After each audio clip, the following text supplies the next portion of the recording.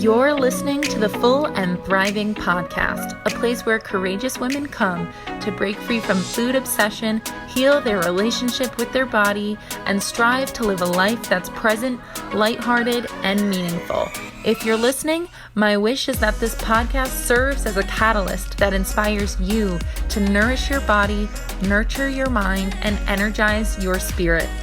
I'm your host, Meg McCabe, a certified life coach and eating disorder recovery coach with a PhD in having a good time. Just kidding about that last part. Anyway, thank you so much for listening and enjoy the show. Hey everyone, welcome to another episode of Full and Thriving. Today I have another solo show coming at ya. But of course, in these solo shows, I always like to give you some updates on how my life is going.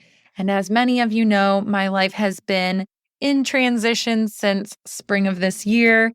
And I am currently living in Connecticut, reconnecting with family and friends. And it's been a really relaxing summer back at home. And I am finishing up coming home from 3 back-to-back wedding weekends in a row. And when you're in your 30s, it's not unusual to be the only single person at weddings. And this was definitely a stint of just being solo without a date at a bunch of important events. And honestly, for me, it felt totally normal. And I was really lucky because I was surrounded by a bunch of friends and a bunch of couple friends that I've known and loved for years. So it's been really fun to be taken in by my couple friends, and it seems to be their mission to connect me with people and set me up with friends or try to show me the single people at their wedding or whatever. Nothing came out of the weddings. I am still single, but dating, as all of you guys know, and also learning a lot about my one-day wedding. And I think the benefit is I will have so many weddings to reflect back and look at. By the time I finally plan my future wedding, I will know all the cool things to do and steal all of my favorite ideas from all of my friends. So, for instance, my friend, oh my gosh, in Connecticut, if you grew up in this area, you know that Dave Matthews Band was like a cult, like following in high school and college and beyond. And I've been to about 6 or 7 Dave Matthews Band shows. And one of my high school friends had a live DMB cover band at her wedding this weekend. And it felt like a gift to all of her high school people. And we just had a blast dancing to this band. They sounded so real. It was super fun. And then as the sun went down, we transitioned into a second dance floor that was indoors. And they had a DJ and live drummer to create a really cool environment. And I don't know about you, but I've never been to a show where they had a DJ and a live drummer, and it just made the energy so amazing and a lot of fun. And dancing is something that helps me feel truly present and connected to my authentic self. And that entire wedding was so fun. And that I'm talking about this one because it was the one I just came back from. The others were amazing as well. But anyway, nothing's really changed on the dating front. But I will tell you something that has changed that came up really unexpectedly. Just the other day when I was sitting at the airport with my sister and brother-in-law, and we were on our way to Charlotte for the wedding this weekend, it started to feel a lot like fall. It was the first day of September, and honestly, I started to feel a little homesick for Denver because I love Denver in the fall. It is so beautiful and still warm and crisp. It's true sweater weather at times. You never sweat in your sweaters, by the way, because Denver is so dry and it doesn't feel like a quick decaying to winter. It feels like an extended version of summer, and It's super nice. They do have the fall leaves out there as well.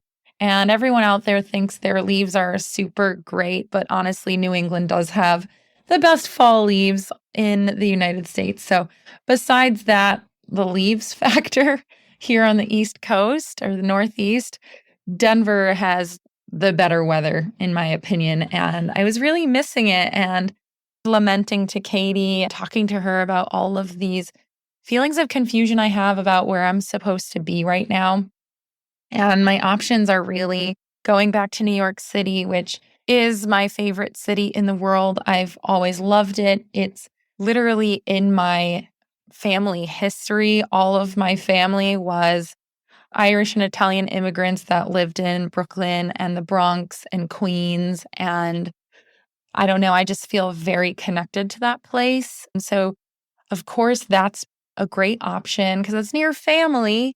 But of course, it's extremely expensive and it doesn't feel like the most responsible financial decision.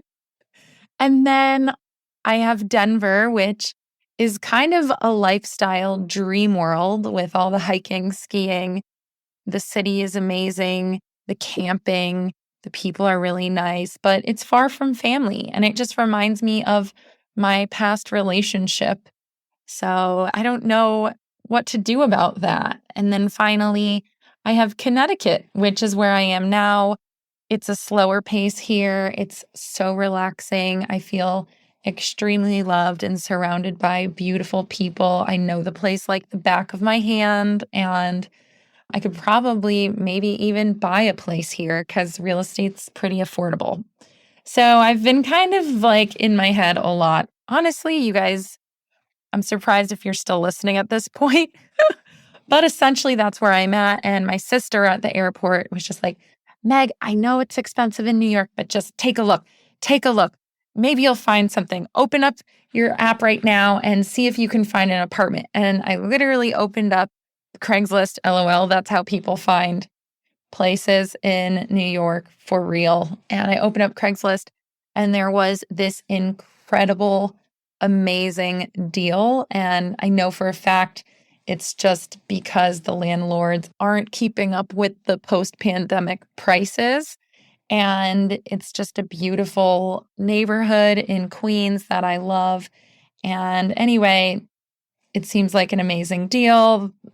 So I'm checking out the place, not this weekend, but next weekend. And who knows, maybe next time I publish a solo show, I'll be talking about moving to New York again. But I'm not going to make any decisions that aren't super thought out at this point in my life. And I'm really not going to get too excited until I see the place. But it's funny how life works. Sometimes life does move pretty fast.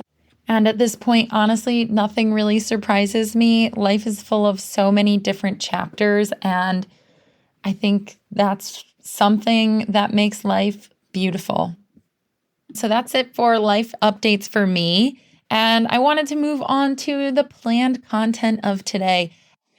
As many of you know, I am the founder of the Recovery Collective, which is an online virtual eating disorder recovery community that I founded in 2020 after the pandemic. And it is truly one of the many prides and joys I have in my career at the moment. I just love the people in there and the professionals we work with. And I love seeing all of these amazing individuals connect and care about each other and fight for their recovery together.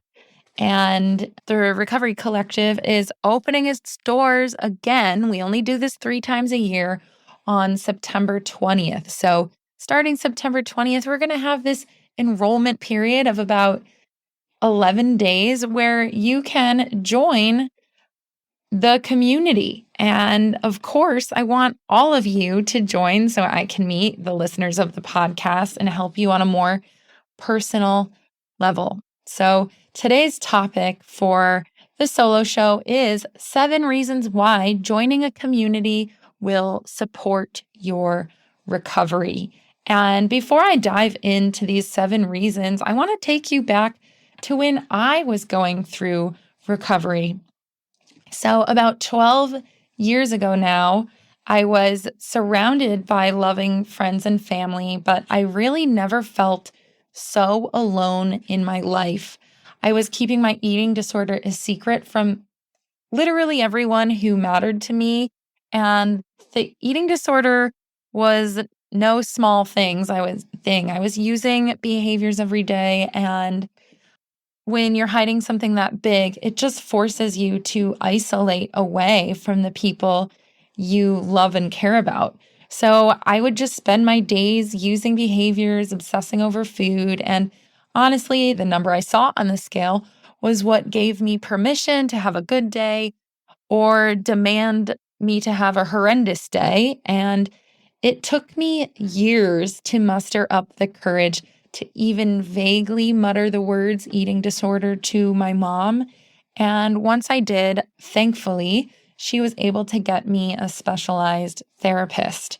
And eventually I recovered in my own messy whirlwind way, but it was a really lonely road. I did not talk to anyone besides my therapist about this, and I knew nobody else who had ever experienced this. And hiding my eating disorder and my recovery process from those around me made me feel like there was this invisible brick wall stopping me from showing up in the world. And it was truly hard. And back in 2017, after I had fully recovered, I started volunteering with Project Heal, actually.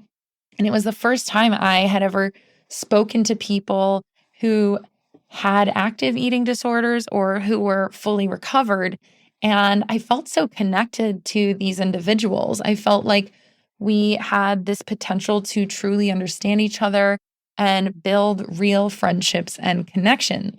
It honestly blew me away how close I was able to get to these volunteers and folks using the resources through Project Heal. It was mind blowing to me.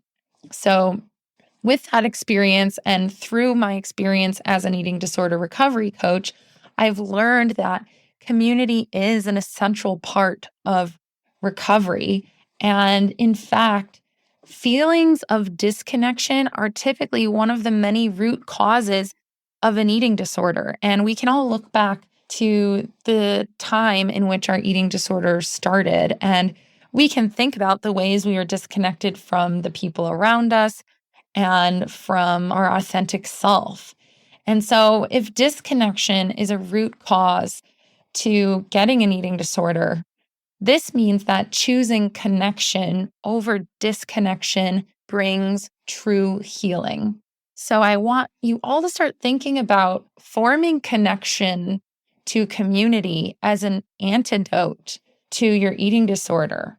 It really is. It will be a bridge to help you access healing. So, anyway, here are the 7 reasons why you should seek community in eating disorder recovery. So, first of all, number 1 is you are the average of all the people you surround yourself with. So, when you spend your days surrounded by folks who are consumed by weight loss and dieting, there's a higher risk that their unhealthy relationship with food will continue to trigger you and or harm your recovery process. And when you join a recovery focused anti-diet community, it is way easier to break away and take on a recovery oriented mindset. So you'll have people around you who actually celebrate your recovery wins, encourage you to challenge yourself, and embrace body acceptance. Surrounding yourself with folks who can strengthen your healthy self will increase your chances of full recovery. And it will also be a lot easier to block out the noise of diet culture that surrounds all of us because you will be immersed in a community that thinks completely differently from what you're used to hearing. In eating disorder recovery community, we do believe that all foods are good foods and that all bodies are beautiful. And this is just not stuff you hear in the outside world. All right. So Number two, as far as reasons why you should seek community in eating disorder recovery, is that reaching out to a community is a coping skill. And we've all had those moments in recovery where the urge to use a eating disorder behavior takes over. And eating disorder behaviors are maladaptive coping mechanisms that people use to cope with difficult emotions because maybe they were never taught the proper and appropriate ways to cope with these emotions. So instead of leaning on your eating disorder behaviors for a fleeting form of relief, recovery requires you to, quote, put your eating disorder out of a job by reaching out for help and engaging within a community that encourages you, listens, and can relate is a healthy way to get your need for connection met and cope with the negative feelings you're experiencing. Honestly, just communicating with someone who understands can immediately transform a painful moment into a better one. And in the NLP world, neurolinguistic programming, we like to call this breaking state. So if you're in this really frazzled, fearful, anxious mental state, sometimes just reaching out to someone else will break your state. And as I say, break state. So you go from anxious, scared, overwhelmed to smiling and talking to someone about their weekend. You have successfully broken yourself out of that anxious state. So reaching out to a community is a positive form of coping. Number three, eating disorder recovery community provides a sense of belonging and validation. Like my story reflects, and I'm sure many of you can relate to this, when you have an eating disorder, it can feel like you don't fit in with the people around you because you're really hiding so much of yourself and you're struggling in a way that many people don't understand. So when you surround yourself with other people who have eating disorders, you are finally part of a community where belonging becomes literally easier to do. Because, first of all, you are no longer hiding and you are no longer misunderstood. In fact, you become part of a judgment free space that understands what you're going through. And in fact, you don't even have to explain why you're there because everyone there knows that you are working to recover from an eating disorder. So, that's pretty nice. You don't even have to open it up. Your eating disorder is already outed the moment you join. And in fact, when you're part of this community, hearing the stories of others and their feedback can provide validation to you in your experience. And that can look like realizing you are, in fact, sick enough and worthy enough to seek the help you need.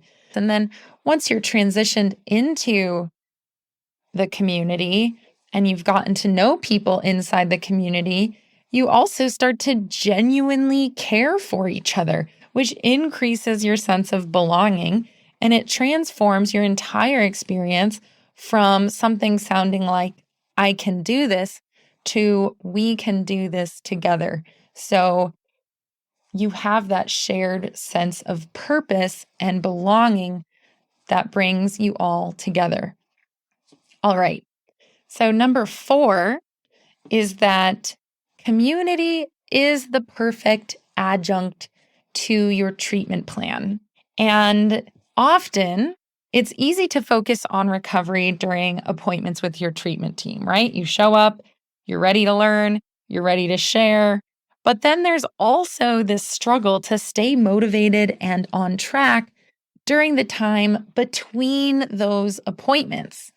So, one thing I love about recovery community is that joining a recovery community is the missing piece of the puzzle when it comes to staying motivated, accountable, and focused. And when you are part of a recovery focused community, you open yourself up to receiving even more support than what your treatment team offers and adding even more structure to your recovery journey. And I hear people tell me that they need more structure in their recovery all the time.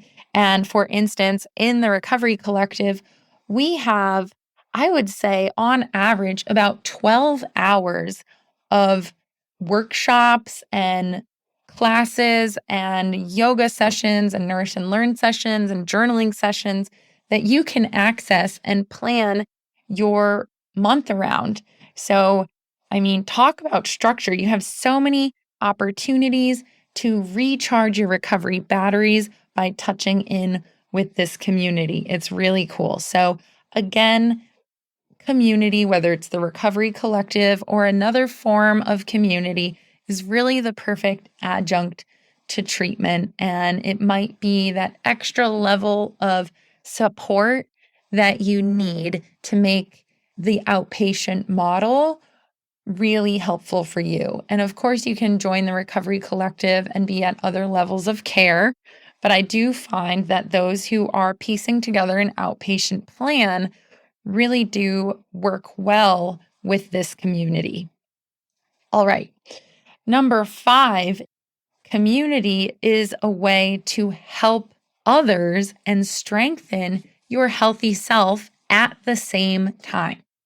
So, as someone who has been through recovery and someone who coaches people who are currently in recovery, I know firsthand how difficult it can be to tap into self compassion.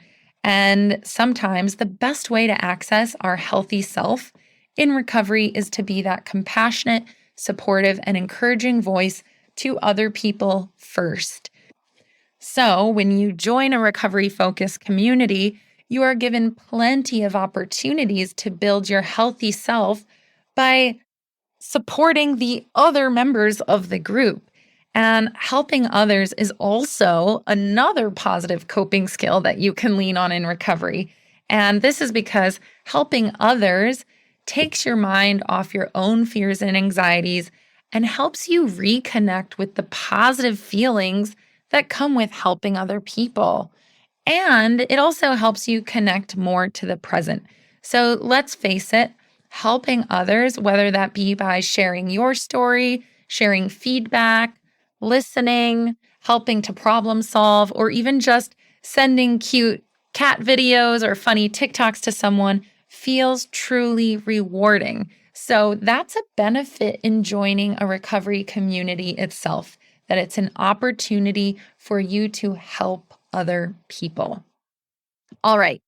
Number 6 is community breaks the pattern of secrecy and isolation that you might be experiencing right now. So, like I said earlier, disconnection is actually one of the many risk factors associated with eating disorders, and feeling misunderstood, constantly using behaviors, and avoiding social events where food is involved only continue to pull us further and further away from those around us. And when you become a part of an eating disorder recovery community, everyone knows why you're there. You don't have to explain your story or educate anyone on how eating disorders work like you have to do typically in the real world. In community like the Recovery Collective, everyone already gets it, and you have a safe place to go that's free from diet culture.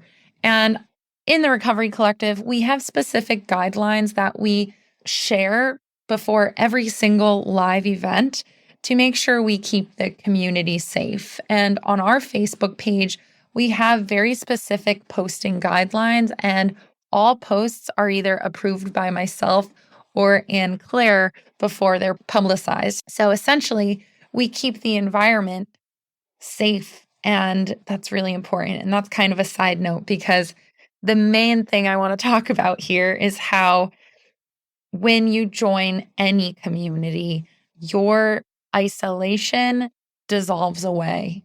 And if you put your best effort into coming to events, coming to groups, chatting with people either in the Zoom chat or commenting on the Facebook group, honestly, that's how you build friendship. And friendship is something I nerd out about.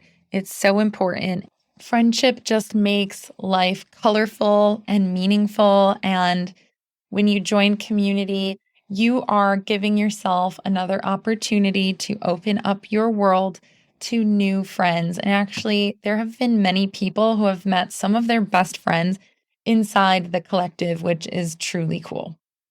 Okay, so my last reason for why you should join a community to help support your eating disorder recovery is honestly because it makes recovery a little bit fun. And I know it's unrealistic to say that recovery is fun all the time because let's face it, it's not most of the time. It's actually really hard. But surrounding yourself with new friends who all have the same shared goal is actually fun. And to be honest, humans crave connection, joy, and normalcy. And the beautiful part about community is that it's a blend of people with various backgrounds and personalities. And in any community, you don't have to talk about recovery all the time. And in fact, I see this inside the collective. You can talk about things that make you you, for instance, like your love of Taylor Swift or Harry Potter, or how much you love your pet bunnies. Shout out to Gemma, our recovery mentor, who has 2 pet bunnies we all have seen photos of and love. But it's fun because in a community, you meet people who have the same shared interests as you. And you also have the opportunity to learn new things. Just in our last family check in call, which usually happens at the end of every month, we actually had this little debate for an icebreaker. And that was, are you team pumpkin spice?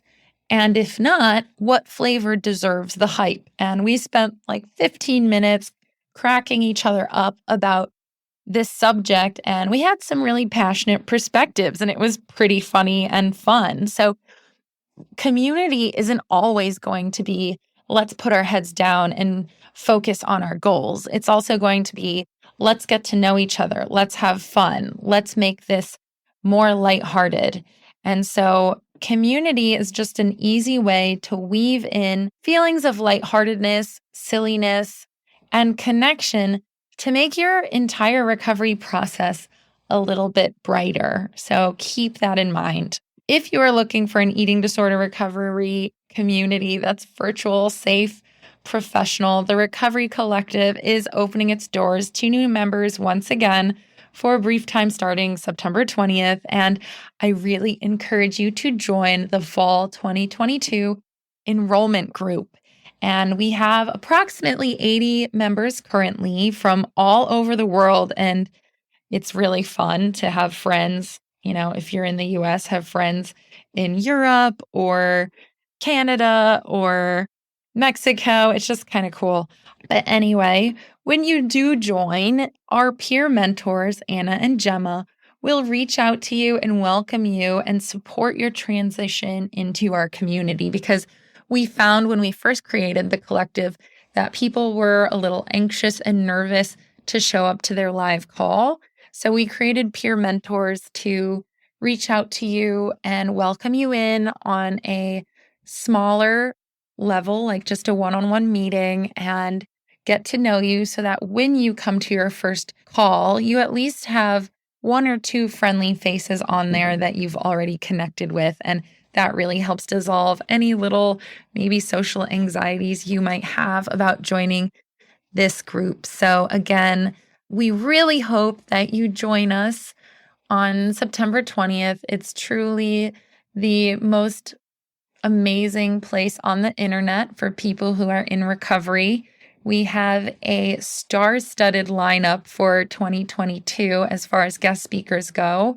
And when you do sign up, you get a library full of previous workshops that you can watch and learn from. So you can always be consuming even more recovery content and being inspired to take action. Definitely go check out our website. It's in the show notes and sign up to become a part of this community. I'm recording this before September 20th. So if it's sometime between the 20th and the 1st, head on over and sign up today. We will love to have you there. And again, community matters, whether that's an eating disorder recovery community or a community through your school, your church, your neighborhood, whatever you can do.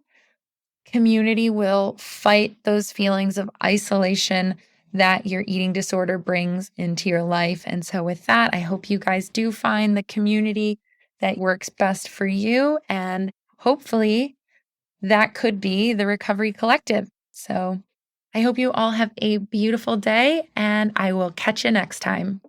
Thank you so much for listening to today's episode of Full and Thriving.